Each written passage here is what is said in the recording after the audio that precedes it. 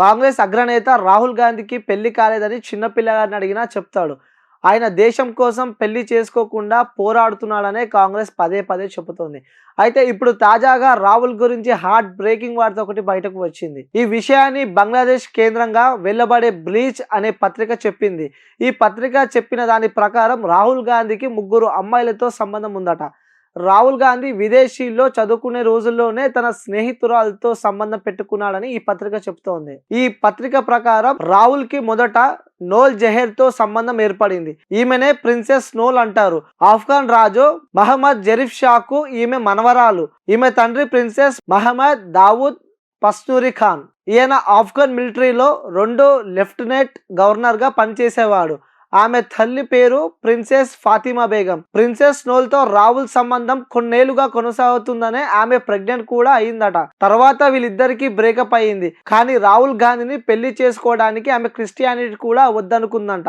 కానీ అనుకోకుండా ఇద్దరు విడిపోయారని ఈ పత్రిక చెబుతోంది. ఆ తర్వాత ఆమె ఈజిప్షియన్ రాజు మహబూబ్ అలీని పెళ్లి చేసుకుంది. ఆ తర్వాత కొలంబియాకు చెందిన వెరోనికాతో రాహుల్ సంబంధం పెట్టుకున్నాడని ఈ పత్రిక వెల్లడించింది. ఆమెతో చాలాసార్లు బహిరంగానే కనిపించాడంటూ 2004లో వెరోనికాకు మంచి సంబంధం ఉందని రాహుల్ స్వయంగా చెప్పాడు. 2009లో ఒక మీటింగ్ లో రాహుల్ సోనియాతో ఆమె కనిపించారు. అండమాన్ నికోబార్ దీవులు విదేశీ పర్యటనలో వీళ్ళిద్దరూ ఎంజాయ్ చేశారట. ఆమె వద్ద చాలా ఖరీదైన డైమండ్స్ ఉందని, వీరికి ఒక కొడుకు కూతురు ఉందని చెబుతోంది ఈ పత్రిక. రాహుల్ గాంధీ అసలు పేరు రాహుల్ విన్సీ అని తెలుసు కదా. అయితే పిల్లలు కూడా విన్సీ అనే పేరు పెట్టుకున్నారంట.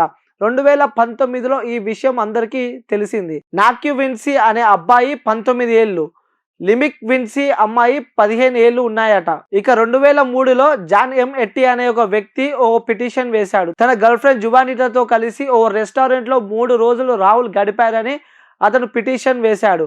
ఈ లెక్కను ఆమెతో కూడా అతనికి సంబంధం ఉందని తెలుస్తుంది. అంటే మొత్తం ఈ ముగ్గురితో రాహుల్ కి సంబంధం ఉందని ఈ లీచ్ పత్రిక వెల్లడించింది. ఈ పత్రికలో ఎంతవరకు నిజముందో తెలియదు, కానీ కాబోయే ప్రధాని అని చెప్పుకుంటున్న రాహుల్ మీద ఇప్పుడు ఈ ప్రచారం జోరుగా సాగుతుంది. మరి దీనిపై ఆయన ఏమి స్పందిస్తారో లేదో వేచి చూడాల్సిందే.